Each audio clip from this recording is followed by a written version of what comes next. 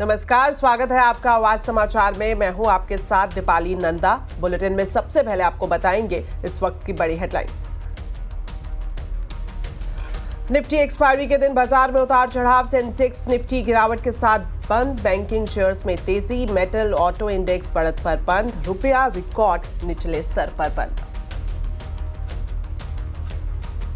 सोने चांदी की रिकॉर्ड तोड़ परफॉर्मेंस जारी। एमसीएक्स पर सोने का भाव 1,13,000 तो चांदी 1,34,000 के पार। आगे भी तेजी जारी रहने के अनुमान। जीएसटी कटौती के पहले दिन कार बाजार में बहार। मारुति ने तोड़ा 35 साल का रिकॉर्ड। एक दिन में 25,000 कारों की डिलीवरी। हुंडई ने 11,000। टाटा ने 10,000 गाड़ियां बेची। फेस्टिवल सीजन में बम्पर डिमांड।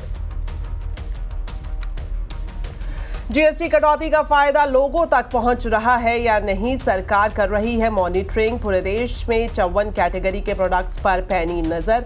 गड़बड़ी करने वाली कंपनियों पर हो सकता है एक्शन।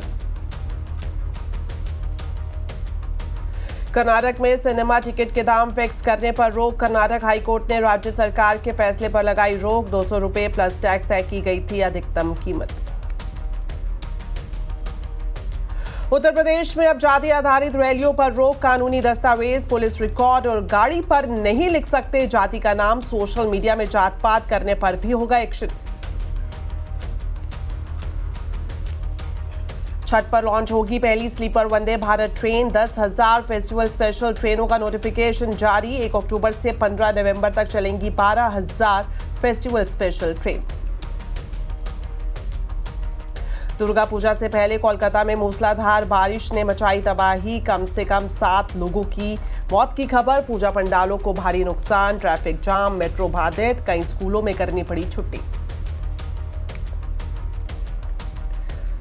चलिए बुलेटिन में सबसे पहले बात करेंगे शेयर बाजार की। निफ्टी एक्सपायरी के दिन बाजार में उतार चढ़ाव रहा। सेंसेक्स निफ्टी गिरावट के साथ बंद हुए। सेंसेक्स 58 पॉइंट गिरा तो वहीं निफ्टी 33 पॉइंट फिसल कर बंद हुआ। Mid cap small cap shares में भी दबाव देखने को मिला।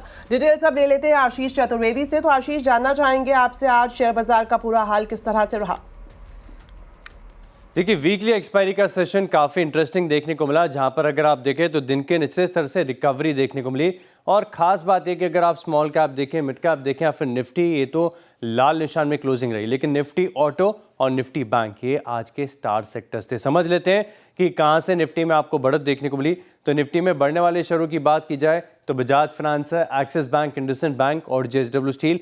यहाँ पर आपको एक एक्शन पॉजिटिव साइड पर नजर आया। गिरने वाले शेयरों की बात की जाए तो एसबीआई लाइफ है, अल्ट्राटेक, ट्रेंट और टेक महिंद्रा, ये कुछ ऐसे स्टॉक्स रहे जहां पर गिरावट देखने को मिली। ब्रॉडर मार्केट्स में कंपैरेटिवली थोड़े से मिक्स साइड पर मूव थे। अशोक लेलैंड लगातार तेजी है, स्कॉच कुबोटा है, एयू स्मॉल फाइनेंस बैंक है और एनएलसी इंडिया, साथ में जितने भी रेयर अर्थ वाले स्टॉक्स हैं सब में बड़ी तेजी नजर आई। गिरने वालों में एडा, एमएनएम फाइनेंस, एम्फेसिस और कोफोर्ड, जे चुनिंदा ऐसे स्टॉक रहे जहां पर आपको गिरावट नजर आई। ओवरऑल अगर आप देखें तो आज के स्टार सेक्टर रहे हैं एक तो निफ्टी ऑटो और निफ्टी बैंक। शुक्रिया आशीष इस पूरे मार्केट अपडेट के लिए। चलिए अब बात करते हैं सोने चांदी की कीमतों की, जो लगातार नई हाई बना रही है। एमसीएक्स पर सोना चांदी रिकॉर्ड स्तरों पर कारोबार कर रहे हैं। भाव के हिसाब से देखें तो सोने का भाव 1,13,000 तो वहीं चांदी 1,34,000 के पार निकल चुकी है। सोने चांदी की कीमतों में जो बढ़ोतरी देखने को मिल रही है, इसके पीछे वजह क्या है, जानते हैं मनीषा गुप्ता से। तो मनीषा जी, आपसे जानना चाहेंगे, लगातार सोने चांदी की कीमतें रिकॉर्ड हाई बना रही हैं, वजह क्या है इसके पीछे? वेल एब्सोल्युटली, अगर आप सोने के प्राइसेस देखें तो हर एक घंटे में एक नया हाई आज तो बनता हुआ नजर आ रहा है। 1,14,000 के लेवल जब हम यहाँ पर सोने में निकाल चुके हैं। और चांदी अगर आप देखें तो ऑलमोस्ट 1,35,000 रुपये प्रति किलो तक ये भी पहुँचती हुई नजर आई है।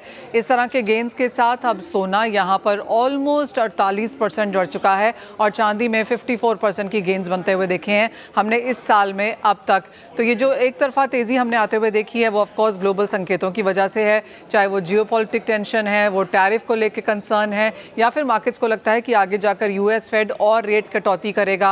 लेकिन साथ साथ जिस तरह की खरीदारी यहाँ पर आई है वो काफ़ी स्ट्रॉन्ग है। अब तक हम बात कर रहे थे कि ठीक है ग्लोबल सेंट्रल बैंक्स खरीद रहे हैं, उसके बाद ईटीएफ्स यहाँ पर खरीदारी करने लगे, यानी कि लोगों ने इन्वेस्टमेंट के तौर पर बाइंग करी।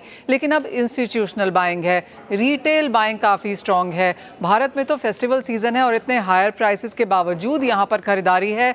लेकिन इसी तरह की रिपोर्ट्स यहाँ पर सब तरफ से आ रही हैं, चाहे वो चाइना है, ऑस्ट्रेलिया है, यूएस है, यहाँ पर भी फिजिकल गोल्ड बाइंग को ज़्यादा तवज्जो दी जा रही है। तो क्लियरली इतने हाई लेवल्स पे भी खरीदारी जारी है, क्योंकि लोगों को लगता है कि यहाँ से भी भाव शायद और ऊपर जा सकते हैं। और एग्जैक्टली यही चीज़ ग्लोबल बैंक्स एंड ब्रोकरेजेस कह रहे हैं। उनका मानना है कि 3800 तो अब आया ही समझिए, लेकिन इस साल खत्म होने से पहले $4000 प्रति आउंस सोना और करीब करीब 48 या $50 प्रति आउंस यहाँ पर चांदी में देखने को मिलेगा।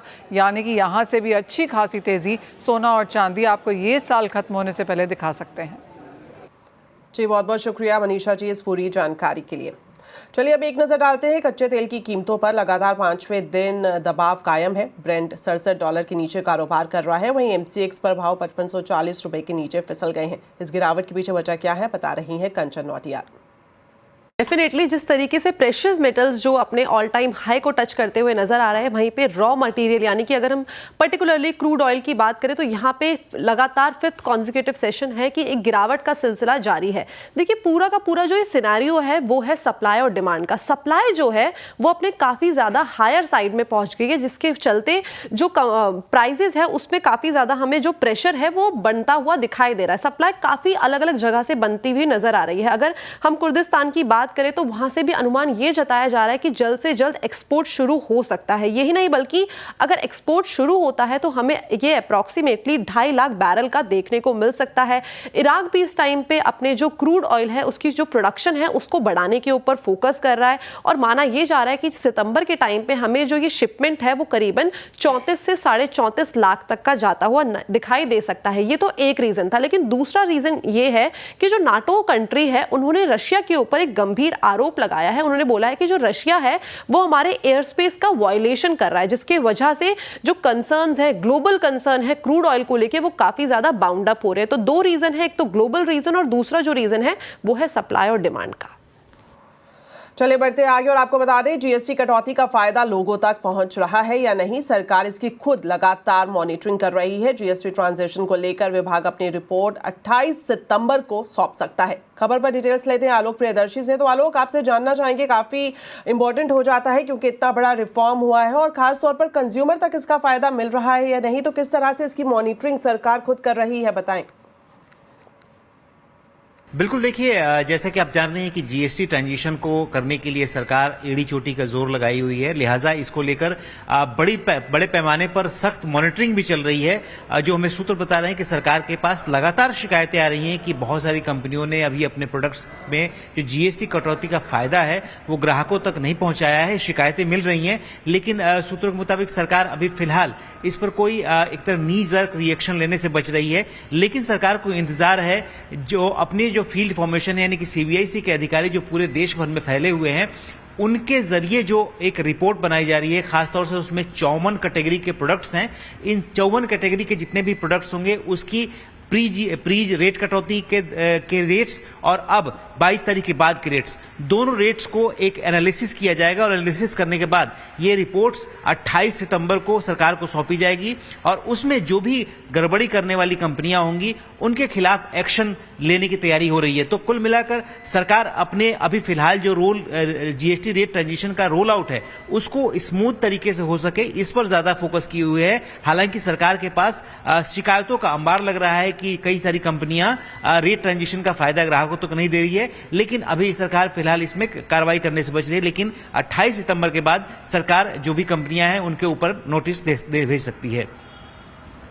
शुक्रिया आलोक इस पूरी जानकारी के लिए। चलिए खबरों में आगे बढ़े उससे पहले आपको आज के आवाज़ अड्डा के टॉपिक के बारे में बता देते हैं। आज हम आवाज़ अड्डा में H1B वीज़ा के लिए बढ़ी हुई फीस और भारत अमेरिका रिश्ते पर चर्चा कर रहे हैं। ज़रूर देखिए, शाम 7:57 पर ट्रंप टेंट्रम जारी है। अगली खबर उत्तर प्रदेश से, जहां अब जाति आधारित रैली नहीं की जा सकेगी। राज्य सरकार ने जातियों को लेकर एक बड़ा आदेश जारी किया है। इलाहाबाद हाईकोर्ट के आदेश का पालन करते हुए सरकार ने सार्वजनिक स्थानों, कानूनी दस्तावेजों और पुलिस रिकॉर्ड में जाति के उल्लेख पर रोक लगा दी है। अब सार्वजनिक स्थानों और गाड़ियों पर जाति के नाम पर और नारे नहीं लिखे जा सकेंगे। थानों के नोटिस बोर्ड और साइन बोर्ड पर लगे जातीय संकेत भी हटाए जाएंगे। पुलिस और सरकारी दस्तावेजों जैसे कि FIR, गिरफ्तारी मेमो, चार्जशीट और अन्य पुलिस रिकॉर्ड रिकॉर्ड में अभियुक्त की जाति का उल्लेख नहीं किया जाएगा। इसके बजाय माता पिता के नाम लिखे जाएंगे। यही नहीं, सोशल मीडिया पर भी निगरानी रखी जाएगी और जाति आधारित कंटेंट के खिलाफ कार्रवाई की जाएगी। सरकारी आदेश के मुताबिक SC/ST एक्ट जैसे विशेष मामलों में जहां जाति का उल्लेख कानूनी रूप से आवश्यक है, इस आदेश से छूट वहां पर मिलेगी।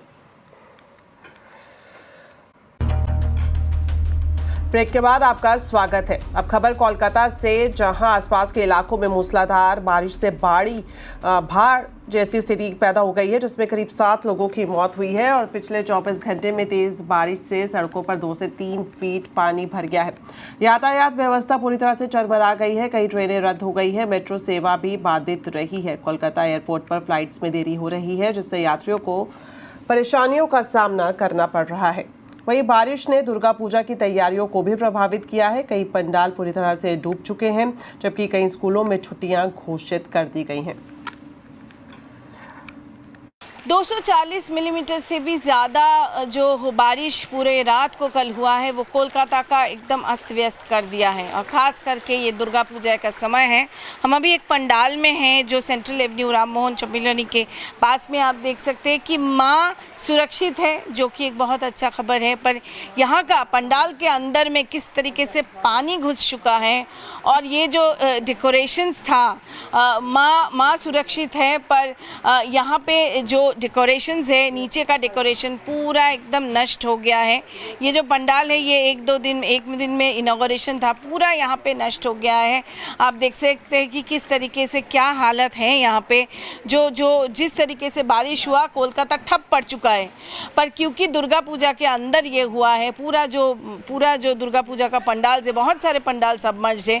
और ये भी यहाँ पे है, हमारे साथ यहाँ के लोग हैं। कितना मतलब पंडाल पानी घुस गया है, कितना नुकसान हो रहा है और सुबह से क्या कुछ हो रहा है? नुकसान तो हुआ ही है, तो क्योंकि बहुत सी डेकोरेशंस था वो तो जस्ट डिसअपियर्ड है। फिर हम we will come back, will do it again. Diwali और छठ के मौके पर रेल मंत्रालय 1 अक्टूबर से 15 नवंबर तक 12,000 फेस्टिव स्पेशल ट्रेनें चलाएगा, जिनमें से 10,000 पहले ही नोटिफाई की जा चुकी है। रेल मंत्री अश्विनी वैष्णव ने बताया कि 150 अनरिजर्व ट्रेनें भी रिजर्व रखी जाएंगी। इसके साथ ही स्लीपर वंदे भारत ट्रेन को छठ के मौके पर लॉन्च किया जा सकता है और 10 अक्टूबर तक इसका दूसरा रेक तैयार किए जाने की भी खबर है और इसके बाद ही स्लीपर वंदे भारत ट्रेन को लॉन्च किया जाएगा। वंदे स्लीपर रेडी है, टेस्टेड है। हम लोग 2 गाड़ी एक साथ चालू करेंगे, इसीलिए उसका सेकंड गाड़ी के मैन्युफैक्चरिंग का वेट कर रहे हैं। सेकंड गाड़ी मैन्युफैक्चर होकर आएगी करीब 10th या 15th अक्टूबर तक आ जाएगी। उसके बाद में एक साथ चालू करेंगे, क्योंकि डेली सर्विस जब करते हैं चालू, जैसे वंदे भारत में डेली सर्विस है, तो उसका बहुत बेनिफिट मिलता है। लोगों के माइंड में एक नया बेंचमार्क सर्विस का एस्टैब्लिश होता है, इसीलिए उसका सेकंड रेक का हम लोग वेट कर रहे हैं। जैसे ही सेकंड रेक बन के आ जाएगी वंदे स्लीपर की, तब दोनों एक साथ लेके कोई भी एक रूट करेंगे ना, जल्दी करेंगे। अब आपको बताते हैं आज के कंज्यूमर अड्डा के टॉपिक के बारे में। नवरात्रि के उपवास का सिर्फ आध्यात्मिक मतलब नहीं होता, बल्कि व्रत करने से हमारी बॉडी पर भी असर पड़ता है। पर कैसे सही उपवास सेहत के लिए वरदान साबित हो सकता है, इसी पर ही आज हम कंज्यूमर अड्डा में खास चर्चा करेंगे। शाम 5:57 पर जरूर देखिए। तो चलिए, इसी के साथ फिलहाल इस बुलेटिन में इतना ही। आप खबरों पर अपडेट रहें, CNBC आवाज से जुड़े रहें हमारे सोशल मीडिया हैंडल्स के जरिए। नमस्कार।